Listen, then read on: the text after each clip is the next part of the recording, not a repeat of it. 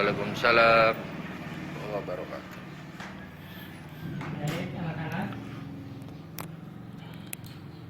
Apa kabar? Baik. Ya, pada siang kali ini kita akan memulai pembelajaran mengenai tujuan dan bukti Al-Quran. Baik, Bapak akan absen dulu ya. Saudara Ahmad. Ada. Ya, teman-temannya di semua ya. Hadir. Ya, ya. Baik.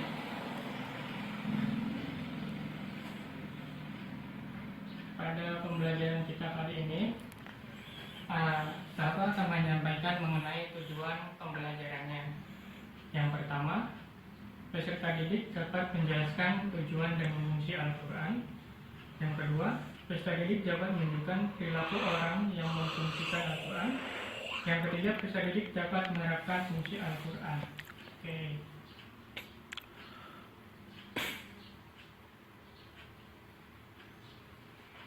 Ada yang sudah paham mengenai tujuan dan fungsi Al-Quran? Belum. Oke. Sebelum Bapak menyampaikan prolog atau pembukaan yang terlebih dahulu. Sebelumnya, anak-anak ada yang sudah mendengar mengenai kisah Nabi Ayub alaihissalam? Oh, belum ya, baik. Belum. Ada beberapa hikmah yang dapat kita ambil dari kisah tersebut. Bapak akan menyampaikannya secara ringkas saja.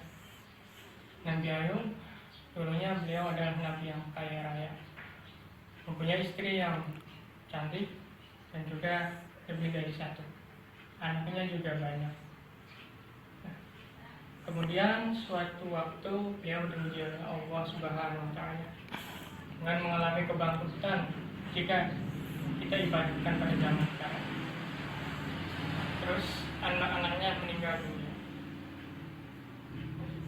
Setelah cobaan itu, beliau mengalami cobaan yang lebih berat, yaitu beliau ditimpa sebuah penyakit.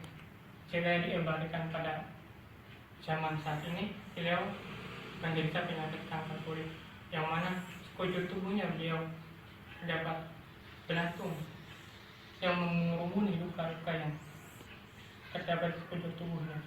Ada yang tahu, anak-anak, bagian tubuh mana yang tidak dikerumuni oleh belatung tersebut yang ada di Nabi Ayub alaihissalam? Mata. Ya, betul sekali, yang ada di matanya. Nah, seiring berjalannya waktu, beliau hanya ditemani oleh satu istrinya saja. Istri yang lainnya pun meninggalkan beliau karena merasa jijik dan merasa tidak sanggup lagi untuk menemani beliau Nabi Ayub. Suatu ketika istri Nabi Ayub yang setia menemani beliau berjualan di pasar, tapi tidak ada yang membeli karena orang-orang tahu bahwa beliau adalah istri Nabi Ayub. Kemudian beliau kembali lagi ke rumah dan meminta kepada Nabi Ayub untuk meninggalkan Nabi Ayub karena tidak sanggup lagi hidup menjalani kehidupan bersama Nabi Ayub. Kemudian Nabi Ayub berbicara kepada istrinya, jika kau kembali lagi kepadaku, maka aku akan memukulmu dengan menggunakan satu batang lidi sebanyak. Ada yang tahu berapa banyak? Oh, belum tahu ya? Ya, banyak 40 kali. Nah, kemudian pada beberapa waktu ke depan, beliau Nabi Ayub alaihissalam mendapatkan petunjuk dari Allah Subhanahu wa Ta'ala supaya bisa menyembuhkan penyakitnya. Beliau disuruh untuk memukulkan kayu di tanah tempat beliau tidur. Kemudian beliau bukan sebanyak 3 kali dan mengeluarkan mata air yang sangat melimpah. Kemudian beliau disuruh oleh Allah untuk membasuh luka-luka yang di sekujur tubuhnya yang terdapat banyak belatungnya itu agar sembuh sedia kala. Dan akhirnya pun beliau sembuh, harta kekayaan pun kembali lagi. Untuk yang dulunya bisa kembali lagi bahagia, kemudian semakin bertambah rasa syukurnya kepada Allah dan bertambah pula ibadahnya kepada Allah dan dan istri tercintanya pun mendelegasikan. Ya, itu saja prolog dari Bapak. Kemudian Bapak akan memasuki materinya. Yang pertama mengenai tujuan, mengenai fungsi dan tujuan Al-Quran. Fungsi yang pertama, Al-Quran merupakan petunjuk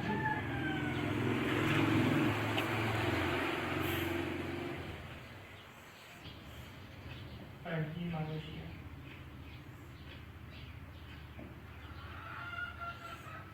Ya, Al-Quran merupakan suatu petunjuk bagi manusia. Nah, Nabi Ayub alaihissalam jika dikaitkan dengan fungsi dan tujuan yang pertama, beliau adalah seorang manusia dan juga seorang nabi. Karena beliau tidak pernah mengeluh ketika ditimpa satu cobaan dari Allah Subhanahu Wa Taala.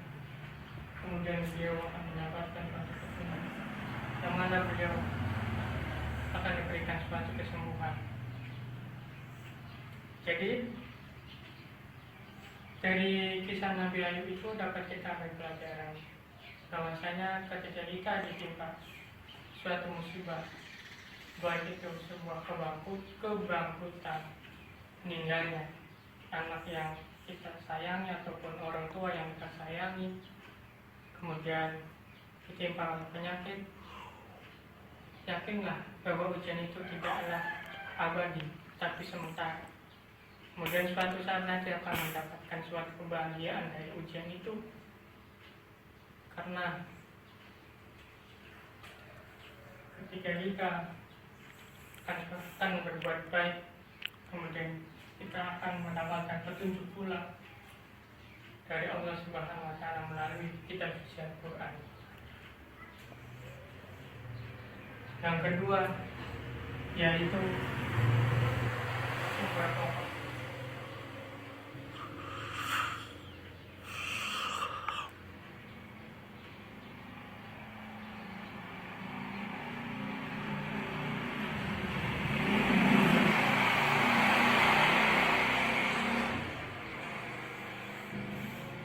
Jadi di dalam Al-Quran itu tidak ada keraguan-keraguan di dalamnya. Semua yang ada di Al-Quran pasti akan terjadi di dunia ini, baik yang dahulu, baik yang saat ini, ataupun yang akan datang. Maka dari itu kita harus senantiasa di dalam menjalankan kehidupan ini, haruslah kita merujuk kepada Al-Quran supaya kita mendapatkan suatu kebahagiaan baik di dunia ataupun di akhirat, agar nanti kita terhindar dari segala macam hal-hal yang sifatnya negatif, baik yang menimpa diri kita, keluarga kita, masyarakat di sekitar kita, ataupun di lingkungan tempat kita tinggal.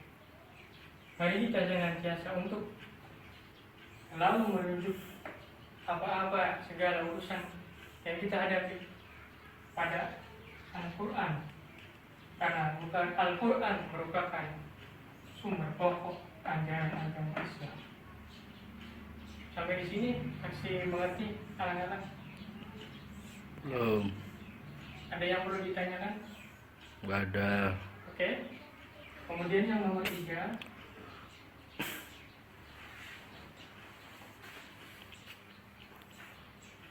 adalah peringatan dan pelajaran.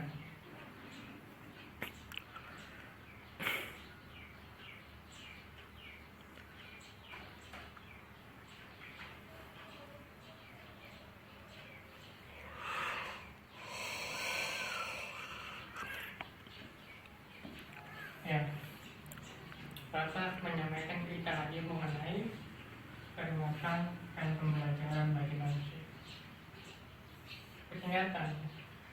Peringatan itu terjadi manakala seseorang itu melakukan suatu hal-hal yang negatif.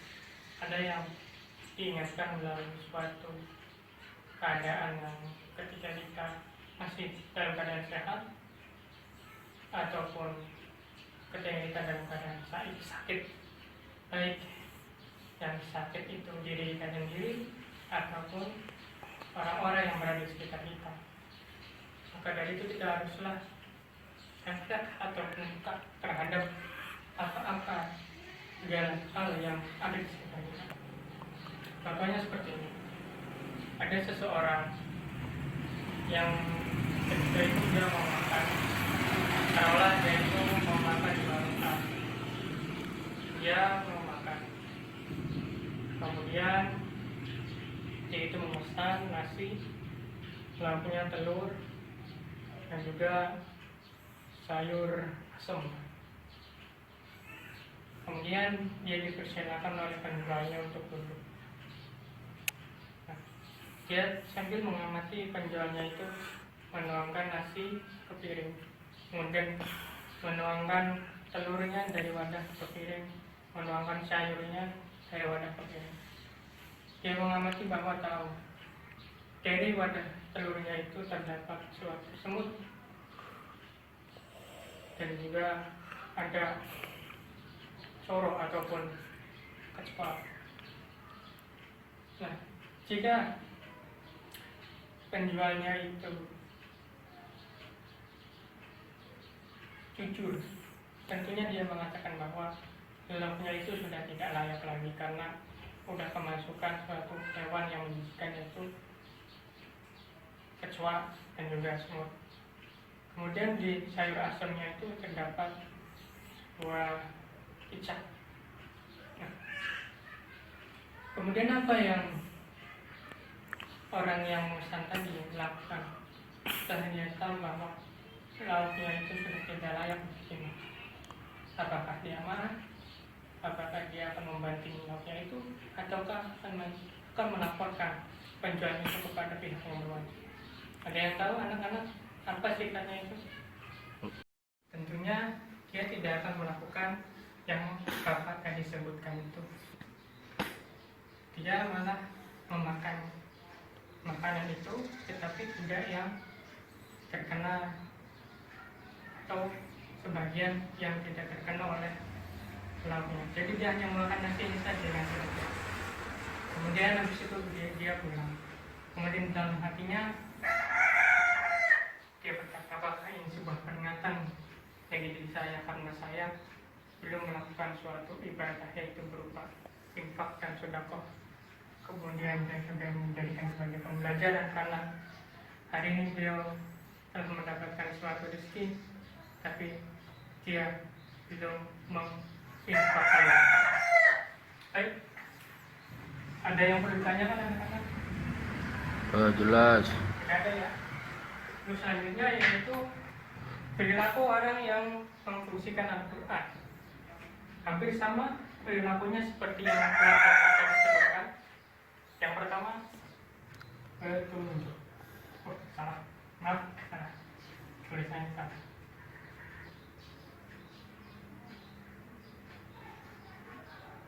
Yang pertama, Al-Quran merupakan kitab suci yang berisi petunjuk bagi manusia. Ya, intinya setiap orang yang selalu senantiasa berbuat baik kepada Allah Subhanahu wa Ta'ala atau kepada sesama manusia, maka hidupnya akan selalu mendapatkan petunjuk. Meskipun orang itu tidak dilanda satu masalah atau musibah, dia tetap selalu istiqomah beribadah kepada Allah. Dan dia yakin musibah ataupun cobaan yang dia alami hanya bersifat sementara, dan hari esok akan mendapatkan suatu kebahagiaan karena yakin setiap ada masalah, suatu ada petunjuk untuk menyelesaikan masalah atau mendapatkan solusi dari masalah itu. Yang kedua,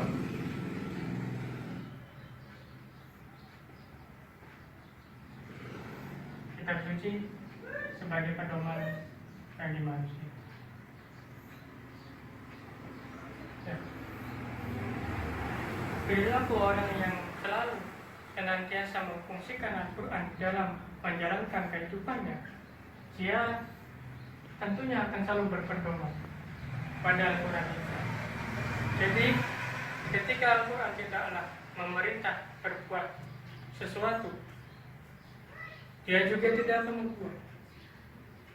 Jika Al-Quran memerintahkan suatu kewajiban, maka orang itu akan melaksanakan. Jika Al-Quran itu melarang untuk berbuat sesuatu hal, maka dia juga akan tidak melakukan atau menghindari perbuatan itu. Begitupun juga jika Al-Quran memerintahkan untuk memakan makanan yang halal dan baik, dia akan melaksanakan. Dan tidak memakan makanan yang haram, dia juga akan melakukan untuk tidak memakan makanan yang haram. Intinya seperti itu penjelasan dari Al-Quran berisi pedoman bagi manusia. Yang ketiga, hampir sama seperti yang tadi, berisi peringatan dan pembelajaran.